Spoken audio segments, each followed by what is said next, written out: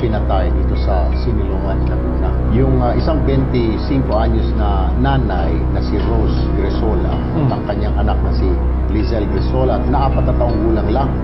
Kalunos-lunos ang sinapit nitong mag-ina Tol Rafi na natagpuang nakalubog pa sa ilog ng mga bangkay. Ito, yung kanilang bahay sinunog pa.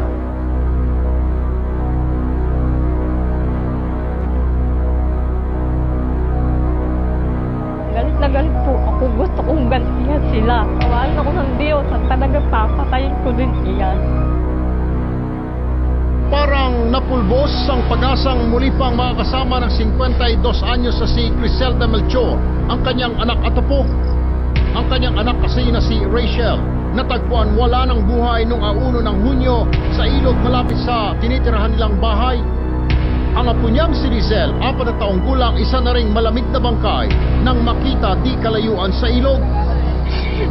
Walang susot kami yung gumawa nito. Kasi batong walang kamalay-malay binan nila. Base sa salaysay ng isang saksing tumangging humarap sa aming kamera, bandang 2:00 ng madaling araw nung araw na natagpuan ng mga bangkay, isang lalaki umano ang pumasok sa bahay ni Rose at Lizelle. Sa puwersa ang pagpasok ng sospek, pilit daw ng laban ng mag-ina. Pero ang kanilang lakas baliwala raw sa tindi ng espiritu ng alak na tila sumapi sa lalaki. Ayon pa sa saksi, narinig niya ang humihingi ng saklolo si Rose. Pero hindi na niya nagawang tulungan ang biktima dahil nakita niya umano ang sospek na iginagapos si Rose bago pagtatagain hanggang sa mamatay. Habang ang batang si Lizelle, tinaga rin daw ng hanggang sa malagutan ng hininga. Tinan mo nung ina ay meron siyang multiple stab wound and meron siyang laceration na parang siya ay sinakal. Yung sa bata, wala naman siyang sakal pero may mga tama. Ang bahay ni na Rose na naging piping saksi sa pagtatanggol nila sa kanilang mga sarili, sinunog daw ng sospek matapos niyang itapon sa ilog ang bangkay na mag-ina. May kung na may balabol siyang tuloy niya. Sinagsiya sa ilalim doon. Akala namin manikan pala'y bata. Ang matindi rito, Tol Rafi, talagang kaya hindi matanggap ng mga magulang ng biktima dahil dalawa ang pinaghihinalang suspect. O yung dalawang suspect, yung mga kamag-anak pa nila. Kung paano nila pinatay ang anak ko, ganun din ang ganun. Kung nasaan ka man, sumuko ka, panagutan mo yan.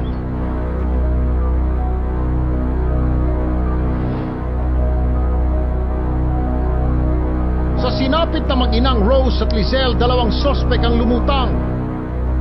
Unang pinaghinalaan ni Aling Criselda na ang pumaslang sa kanyang anak at apo ay ang mismong asawa ni Rose na si Leonardo. Saka nagtatampon yung mag-asawa na punta sa lola niya o kaya auntie. Pagdating ko nung Lunes sa maga sa kanila, wala raw po. Pero ang kanyang aligasyon mabilis na nabuwag matapos magbigay ng salaysay ang isang saksi na isang Carlo Manalansan ang nakita niyang gumawa ng krimen. Ang 29 anyos sa si Carlo, pinsang buo ni Rose at tiyuhin ng batang si Lizelle. Malaking palaisipan ngayon kina Aling Criselda kung ano ang nagtulak kay Carlo para patayin ang mismong mga kadugo niya. Kaya naman ang galit at sama ng loob nila, tanging hustisya lang daw ang makakapagpahupa. Kung paano nila pinatay ang anak ko at ang aking apo, ganun din ang ganun. Hanapin ko yun. Para mapanagutan yung ginawa niya. Ang mismong ama naman ng suspect na nanawagan sa mabilisang pagkahuli sa anak. Kung nasaan ka man, sumuko ka para malaman na kung sino gumawa o ikaw ang gumawa, panagutan mo yan. 5 ng Hunyo, matapos ang ilang araw na pagtatago, natiklo ang suspect na si Carlo. Habang ito'y kumakain ng June 5 sa isang restaurant, namukhaan siya ng isa, kaya daglian niyang ipinagbigay alam sa pulis ng kataming bayan naman, bayan ng Bani. At nung ito'y malaman ng hepe, inutusan niya kagad yung kanyang at pinarating doon. Nagkataon na incidentally ay ayaw magbayad ng suspect sa kanyang kinain.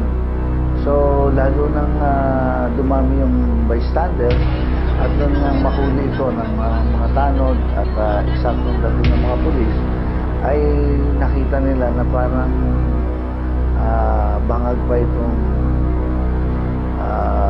suspect. Sa kulungan, inamin niyang pinatay niya ang mag-ina. Idinawit daw kasi siya sa kasong pagnanakaw ng asawa ng biktima. Damay lang siya sa nangyaring galit sa kanyang asawa. Sinama niya ako dun sa pagbibigtang na pagnanakaw at ako'y nakulong, binugbog sa kulungan. Maranasan din niya kung paano masaktan. 2 counts of murder ang kasong kinakaharap ngayon ni Carlo. At kung mapatunayang nagkasala siya sa batas, habang buhay na pagkakulong ang kanyang posibleng harapin. Ang asawa naman ni Rose na si Leonardo, pinili na lamang manahimik at kimkimin ang galit na nararamdaman niya sa pagkamatay ng kanyang mag-ina.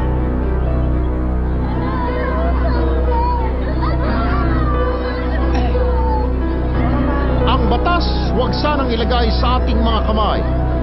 Sa anumang pagkakamaling nagawa ng inyong kapwa, hindi buhay ang dapat na maging kabayaran para sabihing naging patas ang laban. At sa paghatid kina Rose at Lizelle sa huling hantungan,